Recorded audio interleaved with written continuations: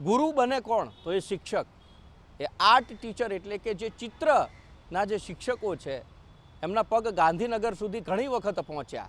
દિલ્હીએ પહોંચતા જ ક્યાંક દરવાજો ખખડાવે ને આશ્વાસન મળે કે તમારા માટેની ભલામણો મળેલી છે, તમારી ભરતીઓ કરીશું. પરંતુ આખરે આ ચિત્ર શિક્ષકો કંટાળ્યા છે અને એમના પગ આજે ગુજરાત ફર્સ્ટની દિલ્હીએ પહોંચ્યા છે. અને અમારો એક પ્રયાસ છે કે એમની જે રજૂઆત, એમના જે પ્રશ્નો અને લગભગ 15 વર્ષથી ભરતી નથી થઈ એ સરકારના કાન સુધી પડે ને આ સરકાર છે, આ જે ચિત્ર શિક્ષકો છે તેમની વાત સાંભળે. મારી પાછળ ઊભેલા તમામ એ શિક્ષકો છે કે અવારનવાર એ જગ્યાએ ધક્કાઓ ખાઈ આવ્યા છે, તમામ અધિકારીઓને મળી આવ્યા છે. હાથમાં રહેલા સફેદ કાગળની અંદર એમના જે સંઘ છે એ સંઘ થકી રજૂઆતો પણ કરી છે, જે મુખ્યમંત્રીશ્રીને પણ આપવામાં આવી છે, સાથે સાથે માન્ય રાજ્ય કક્ષાના મંત્રી છે તેમને પણ આપવામાં આવી છે, એટલે કે શિક્ષણ મંત્રીને પણ આપવામાં આવી. પણ બહેરા કાને પડઘા પડ્યા છે પણ કાન હજી ખુલ્યા નથી. આપણી સાથે શિક્ષકો છે, સીધી વાત તેમની સાથે કરીએ.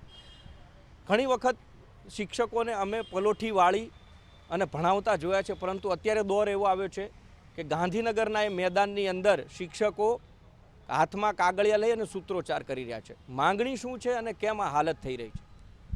સરકાર સામે અમારી માંગણી એ છે કે અમારા વિષયની કાયમી ભરતી કરે, ચિત્ર વિષયની કાયમી ભરતી કરે.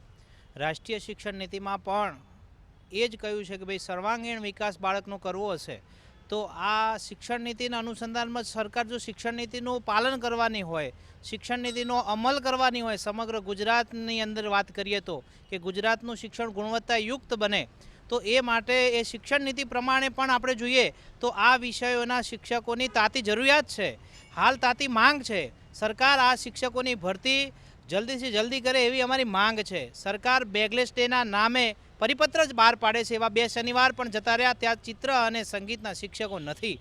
તો આવા શિક્ષકોની ઝડપથી ભરતી કરે એ અમારી માંગ છે. શિક્ષણ નીતિમાં એ પણ કહ્યું છે કે બાળકોનો આનંદદાયી શિક્ષણ જે કહેવાય, પ્રવૃત્તિમય શિક્ષણ કહેવાય, સર્વાંગીણ વિકાસ કહેવાય, તો જ્યાં સુધી શાળાઓમાં શિક્ષકો જ નહીં હોય તો કેવી રીતે બાળકો અભ્યાસ કરશે, કેવી રીતે બાળકો ચિત્ર દોરશે, કેવી રીતે બાળકો માટીકામ કરશે? સરકાર દ્વારા કલા ઉત્સવ હોય કે કલા મહાકુંભ હોય કે યુવા મહોત્સવ હોય, આ પ્રકારના પરિપત્રો દર વર્ષે બહાર પાડવામાં આવે છે. તેમાં બધા જ વિષયોનો સમાવેશ પણ સરકારે કર્યો છે. તો સરકાર ખાલી બહાર દેખાવે છે અલગ, અંદર કંઈક અલગ છે. માટે અમારી તાતી જરૂરિયાત એ છે કે ગુજરાતના જે બાળકો છે એમની ગુણવત્તા માટે કાયમી ચિત્ર શિક્ષકોની ભરતી કરે. સરકાર અંશકાલીનના નામે ધતિંગ કરી રહી છે કે અંશકાલીન શિક્ષકોની અમે ભરતી કરી છે, પણ અંશકાલીનની અંદર મહત્તમ પગાર 9,000 રૂપિયા, માનદ વેતન જે કહેવાય કે તાસ દીઠ 50 રૂપિયા, તો વધુમાં વધુ 9,000 આપે છે. અને પિયર દીઠ તાસ દીઠ 50 રૂપિયા જે કહેવાય કે સામાન્ય મજૂરની પણ મજૂરી ન કહેવાય. અત્યારે શાકભાજીની લારી લઈને ઊભા રહો કે કોઈ જગ્યાએ કડિયા કામ કરો તો પણ એની મજૂરી 700-800 રૂપિયા હોય છે. તો સરકાર શિક્ષકોને શું સમજી બેઠી છે? અમે રૂપિયા ખર્ચીને અભ્યાસક્રમ ભણ્યા છીએ, એ વિષયના સાક્ષરતાના વિષયો પણ ભણ્યા છે. જેમ પીટીસીમાં ભણાવવામાં આવતા હતા એમ આ એટીડીનો જે કોર્સ છે એની અંદર ગુજરાતી હોય, ગણિત હોય, અંગ્રેજી હોય કે પર્યાવરણ વિષય હોય કે શિક્ષણશાસ્ત્રના વિષયો હોય, એ સતત અમે એનો અભ્યાસ કરેલો છે. અમારી માર્કશીટમાં પણ એનો ઉલ્લેખ છે. એ થિયરી પણ ભણ્યા છે, અમે પ્રેક્ટિકલ પણ ભણ્યા છે. બાળકોને જીવંત રાખવા માટેનો આ વિષય છે. ચિત્ર શિક્ષણ અને ચિત્ર શિક્ષણની કાયમી ભરતી કરે તો જ આ રાષ્ટ્રીય શિક્ષણ નીતિ સફળ ગણી કહેવાશે. પહોંચ્યા છીએ પ્રાથમિકથી લઈને માધ્યમિક સુધી. શું માધ્યમિકમાં પણ આ જ દશા અને આ જ પરિસ્થિતિ છે? સરકાર કહી રહી છે અમે તો ભરતી કરી રહ્યા છીએ. ચોક્કસ સાહેબ, જ્યારથી એનઈપી 2020 લાગુ કરી છે સરકારે, ત્યારથી એક નવી પોલિસી લઈ છે. શેની? તો કે ટાટની પરીક્ષામાં ફેરફાર કેવો? કલેક્ટર લેવલની પરીક્ષા, ક્લાસ 1ની પરીક્ષા હોય એવી પરીક્ષા અમારી લીધી છે. ચિત્ર વિષયની કે બધા વિષય સાથે અમારી પર પરીક્ષા લીધી છે. અમે રાત દિવસ મહેનત કરીને એ પરીક્ષા પાસ કરી છે, જેમાં અમારો ગુજરાતમાં 2જો નંબર છે.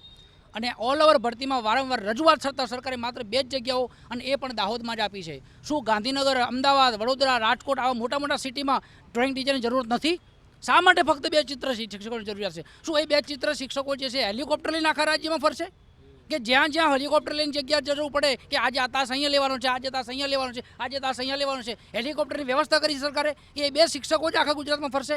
શું બીજા શિક્ષકોનું કશું જ નહીં? મારા જેવા અનેક ઉમેદવારો છે સાહેબ, જેને રાત દિવસ મહેનત કરી અને પરીક્ષા આપી છે, પરીક્ષા પાસ કરી છે, ટોપ લેવલ મેરિટમાં મારો બીજો નંબર છે, છતાં પણ મને આજે નોકરી નથી, કારણ કે માત્ર સરકારે 2 જ જગ્યાઓ આપી છે. અમે જ્યારે શિક્ષણ મંત્રી હોય, મુખ્યમંત્રી હોય કે રાજ્ય કક્ષાના મંત્રી હોય, વારંવાર રજૂઆત કરી છે, લેખિતમાં, મૌખિકમાં. આ જ વિષય અમે કીધું કે સાહેબ એવું સરકાર એવું કહે છે કે મંડળ અમને જગ્યા માગશે એટલે અમે આપીશું. બરાબર છે સાહેબ, અમે પ્રશ્ન એવો કર્યો સરકારને કે શું મંડળો જગ્યા નહીં માગે તો તમે શું અમારી ભરતી નહીં કરો? ત્યારે સરકારે અમને જવાબ આશ્વાસન સાથે જવાબ આપ્યો, સારું આશ્વાસન આપ્યું કે સરકાર અમે છીએ, મંડળ નહીં. બરાબર, મંડળ જગ્યાઓ તમારી નહીં માગે તો અમે ભરતી કરીશું, એવું આશ્વાસન અમારા શિક્ષણ મંત્રી આપ્યું હતું. પણ આશ્વાસન આજે ખોટું પડ્યું છે એમનું. માત્ર 2 જગ્યાઓ આપી, અમારી ક્રૂર મજાક કરી છે અને અમારા હતાશા ઉપર પાણી ભર્યું છે, અમારી મહેનત ઉપર પાણી ભર્યું છે. રાત દિવસની મહેનત હોય, એટીડી કર્યું, બીએડ કર્યું, બીએ કર્યું અને આ ભરતી આપી છે. એમાં સર્વાંગી આ ભરતી તમે ક્લાસ 1ની ભરતી તમે જુઓ સાહેબ, ક્લાસ 1માં એટલી બધી મહેનત કરવી પડે છે કે ત્યારે પરીક્ષા તમે ક્લિયર કરી શકો છો. 200માંથી 162 માર્ક્સ લાવીને મેં બીજા નંબરે મેરિટ આપ્યું છે, છતાં પણ મારો સમાવેશ આ જગ્યામાં નથી, આ ભરતીમાં મારો સમાવેશ નથી. તો શું અમારા આવનારા વર્ષો આવી રીતે નીકાળવાના છે? પ્રાઇવેટ તો બધા જ કરે છે, પણ સરકારીની કેમ અમારે આશા નથી, અમારી જરૂરિયાત નથી? દરેક વિષયની જરૂર છે. જોઈએ તો હાલ ઘટ કેટલા શિક્ષકોની કે જે ભરતીઓ નથી થઈ રહી અને કેટલા શિક્ષકો હશે કે જે ભરતી માટે ઝંખના કરી રહ્યા? આશરે આપણે જોઈએ તો 2009થી પ્રાથમિકની વાત કરીએ તો 2009થી છેલ્લી ભરતી 2010માં થઈ અને એક ડાયરેક્ટ ભરતીથી સીધી ભરતી, ત્યારે આવી ટેટ ટાટ એવું કશું જ હતું નહીં. તો એ સમયમાં ઓલરેડી પીટીસી સમકક્ષ અમુક ટકાવારી પ્રમાણે, જેમ કે 60% પ્રમાણે સંગીત વિષય અને ચિત્ર વિષય અને એ પ્રમાણે આગળ વ્યાયામ વિષયના પણ શિક્ષકોની ભરતી થતી હતી. પણ 2010 પછી આજ સુધી એક પણ શિક્ષકની કાયમી ભરતી થઈ નથી આ વિષયોની, જેમાં ચિત્ર શિક્ષકનો પણ સમાવેશ થાય છે. વાત કરીએ માધ્યમિક શાળાની, તો માધ્યમિક શાળાની અંદર 1998 પછી સરકારે 3-4 મુખ્યમંત્રી બદલાયા, 3 શિક્ષણ મંત્રી બદલાયા, પણ આજ સુધી એકેય પણ શિક્ષકની ભરતી કરી નથી માધ્યમિક શાળાઓમાં.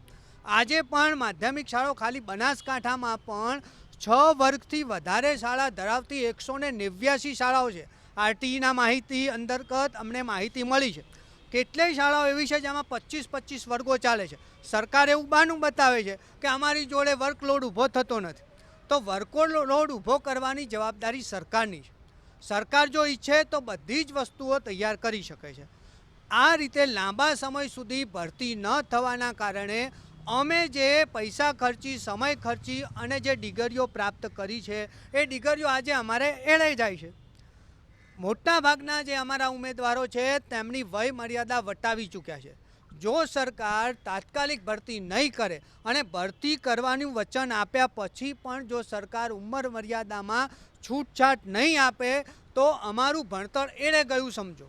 અમે નોકરીની આશા લઈને બેઠા છીએ. પ્રાઇવેટ જેટલી પણ શાળાઓ છે, પ્રાઇવેટમાં કોઈ શિક્ષક નોકરી કરતા હોય પણ સરકારી શિક્ષક કેમ શોધે છે?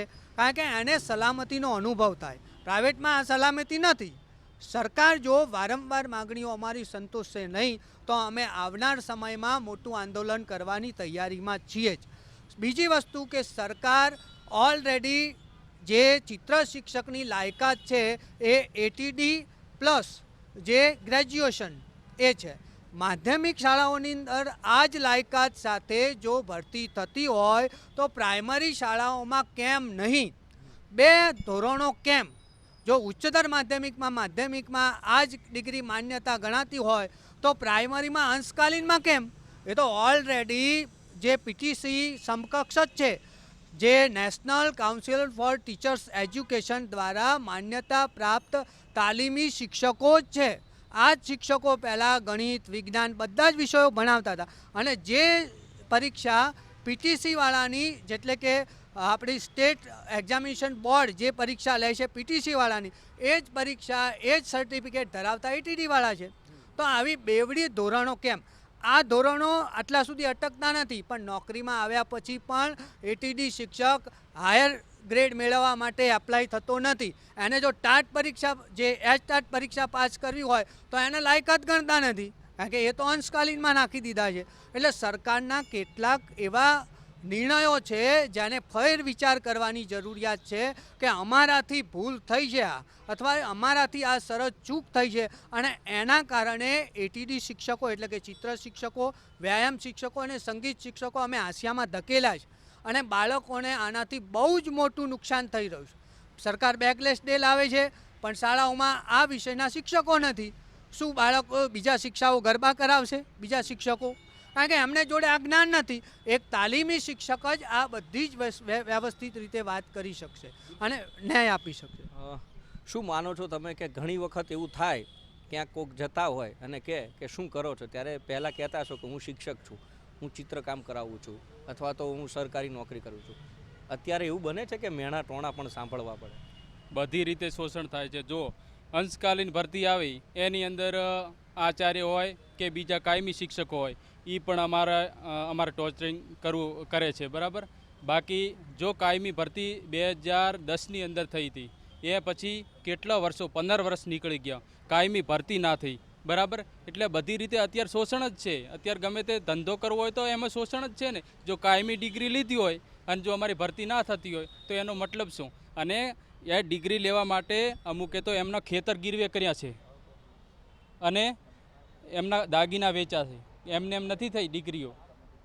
એટલે આ સરકારને હું કહું છું કે વહેલી તકે કાયમી ભરતી કરે, નકા પછી અમારે આંદોલનનો રસ્તો પકડવો પડશે. આંદોલનનો રસ્તો પકડવો પડશે. શું લાગે છે અંત ક્યાં દેખાઈ રહ્યો છે ને આગળ શું માંગ છે સંક્ષિપ્તમાં?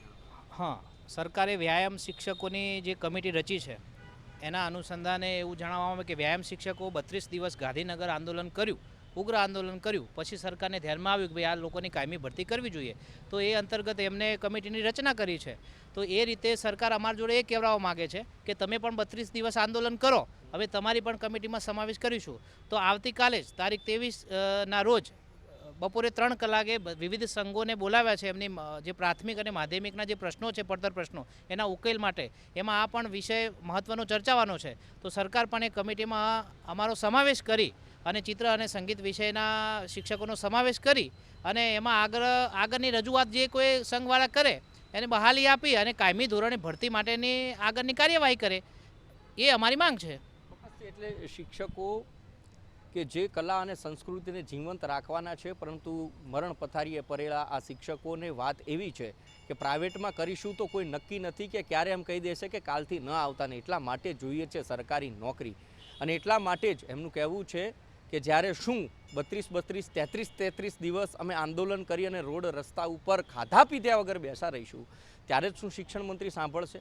2 સરકારો બદલાય, 3 મંત્રીઓ બદલાય અને 2 શિક્ષણ મંત્રી પણ બદલાય, છતાં પણ જો કોઈ ન સાંભળે તો આ શિક્ષકે કરેલા ભણતર ને એમના ભણેલી ડિગ્રીઓ એ શું કામની? એ બધી માત્ર કાગળ ઉપર રહી જાય. કેટલાક શિક્ષકો વય મર્યાદા વટાવી ચૂક્યા છે, એમનું ભવિષ્ય શું? કારણ કે એક શિક્ષકનું કહેવું છે કે ઘણા બધા એવા શિક્ષકો છે કે જેમને પોતાના ખેતરો પણ ગીરવે મૂકવા પડ્યા છે. અમારા પર્સન નિકુંજ સાથે ઉમંગ રાવલ, ગુજરાત ફર્સ્ટ, અમદાવાદ.